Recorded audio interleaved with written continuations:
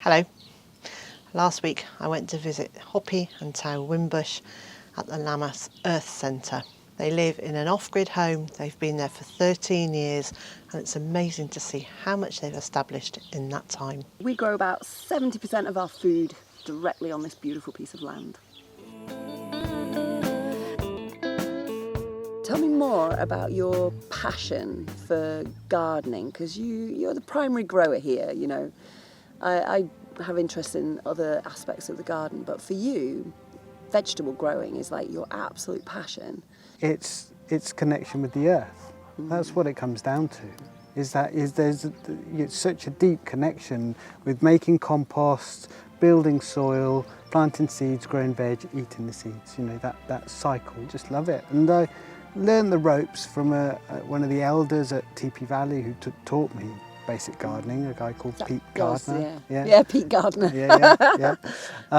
But my approach to gardening is keep it really simple. Like, because I've got such big gardens, I'm growing such huge quantities of food, I keep it really, really simple. Obviously the compost heaps are the centre of the garden, and that's where I'm building nutrients.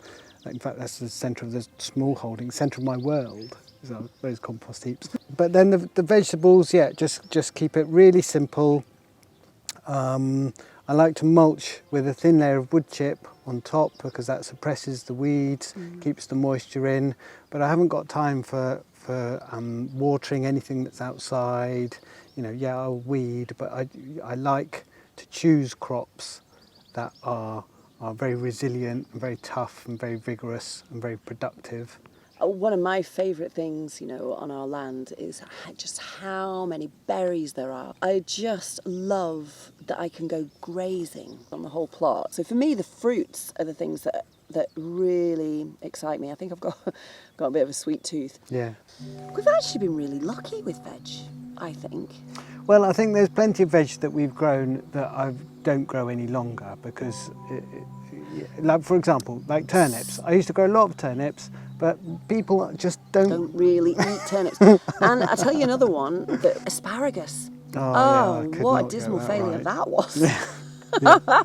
Don't know what it was about it. Yeah. I still think there's more mileage in celery. I think I'd really like to learn how to bank up celery to get it to bolt higher, because I love celery. I really enjoy it as a vegetable, and I'm just wondering whether if it gets taller that it gets less soapy, because it's so alkaline, isn't it, as a vegetable.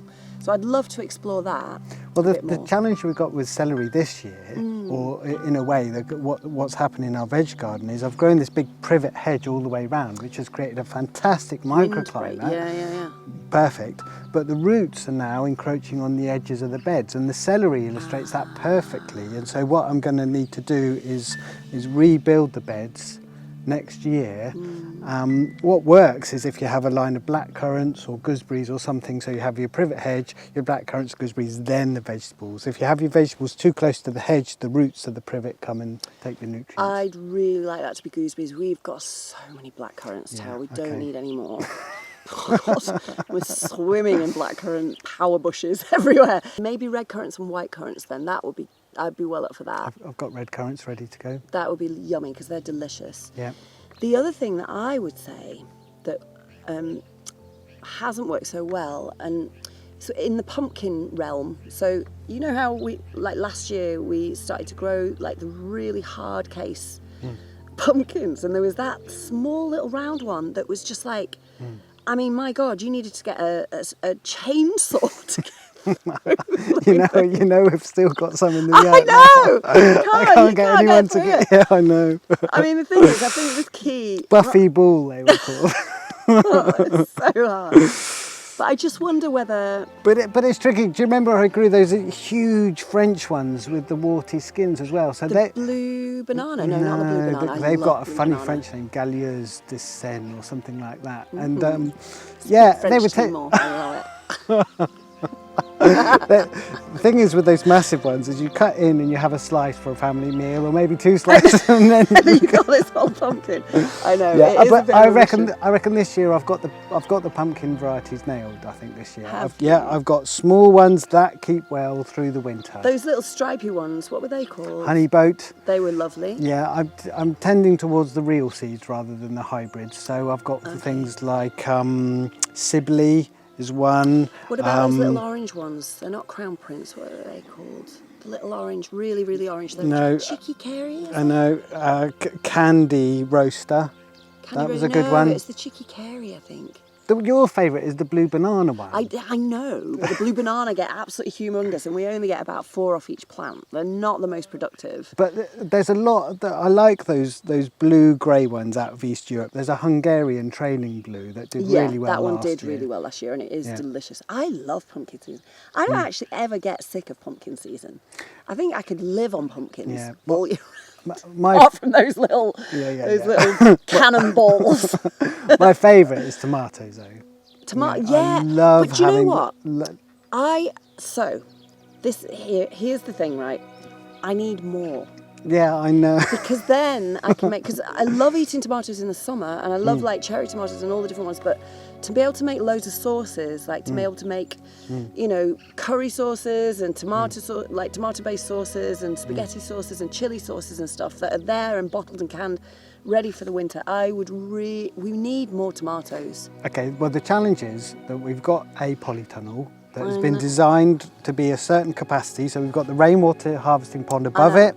So the polytunnel works really well. We've got the microclimate perfect with the pond in the middle and the toads and the frogs living in the pond, coming out at night eating the slugs. So that works really well, but it's only got so much capacity. I know. So do you know what? We need another polytunnel.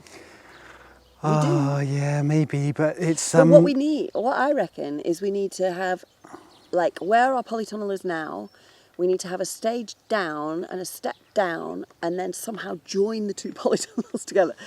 I think that would be a really beautiful idea, because then we're not having to recreate the whole watering system and everything. And if we can extend the polytunnel to go over 2, then, because, you know, I want to be able to never ever go to a supermarket outside again. Ever. Well, I do think we need to extend our covered growing space. I agree with you there, but in order to do that, we need to really get our rainwater harvesting system a bit tighter. It's pretty good. It's pretty good. But that top pond could do with just a bit more waterproofing, and I think the top pond. Yeah. I know. Well, we've got this cascade, haven't we, of different ponds, and I'm so happy we did that second pond last year. Yeah, me too. So we grow about 70% of our food directly on this beautiful piece of land. And that is most of our own veg, most of our own fruit, milk, meat, cheese. Nuts. Yeah. And then kind of jams, preserves, pickles, wine. Yep. Medicines, salves, tinctures, all sorts. Eggs too. Eggs, yeah. Duck eggs, geese eggs. We don't have chickens anymore. All the animals here have roles. They all have kind of jobs that are all to do with land management. So the goat's primary purpose in life is to harvest nutrients from the outer fields, gather them up and take them up and deposit them in the barn, ready for us to make compost. And then as an aside, we get milk and meat from them. But chickens, we could not fit them into an ecosystem. They're too unruly. If you put them in the orchard, they scratch away the mulch. If you put them in the vegetable garden, they trash up the vegetables. If you put them with the fruit, they eat the fruit. And so, chickens, we couldn't really fit chickens into any of the ecosystems here. And we can certainly do without chicken meat. You know, it's not something that's a massive feature in our diet. But I tell you what we do have, which is kind of unusual. We have doves, pure white doves, purely for the joy that they bring when they fly. They are so beautiful and they really lift the spirits.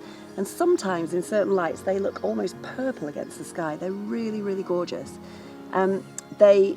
We feed them with grain, corn, and they are just such a beautiful symbol of peace as well. We tried to name them all, but it was very, very difficult, so we've just kind of given up. But they tend to go between a population of about 8 to about 15, and then the sparrowhawks around this area come in and pick them off, and they never go below 8. 8 seems to be the lowest number that they go to, and then they breed again. And the doves are absolutely not for food. I just want to make that really clear. They are solely food for the soul. They are literally just food for the heart and the soul. And then the other thing I'm really excited about is carp. I know. Yeah, I'm not that excited about carp. It's great. I'm happy you're excited about it. But I'm not sure. Like, I don't know what they're like to eat. I know. Well, pretty we soon. We haven't eaten any yet. Let's eat one first. We can't eat Son of Jaws. No, we won't eat Son of Jaws, but I will get some grass carp soon. Can't eat any of them.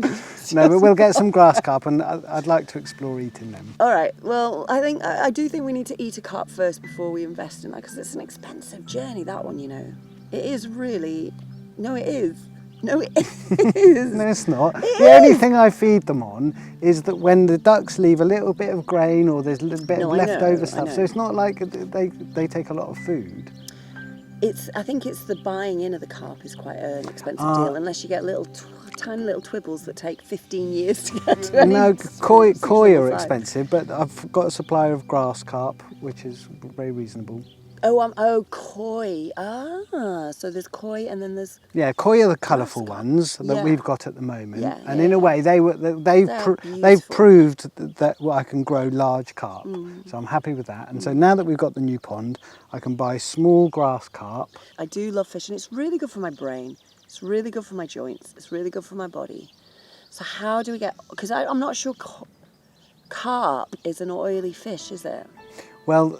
no, but what carp? Yeah, but they need heated water. Carp do really well in unoxygenated ponds. Do you know the other thing that's been coming up for me a lot is mushrooms? Getting some more mushroom cultures around the place and inoculating logs. And I know we've done it in the past and we weren't very successful. No. But it was when we were building and we were just doing so many things, and I just don't think we could give it the attention that it needed. No. But I think there's a lot, you know, because to dry mushrooms and then, you know, for seasoning, and they're just amazing, aren't they? Yeah. They're just amazing beings. But it's so good for the health of the land as well. Yeah.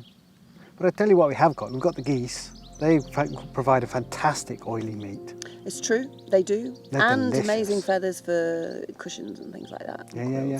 And beautiful eggs. Yeah. And they're just so sweet, aren't they? Yeah, and they fit really well. They work really well in the orchard where they keep the grass down, they keep the grass manured. So that's a system that works really well.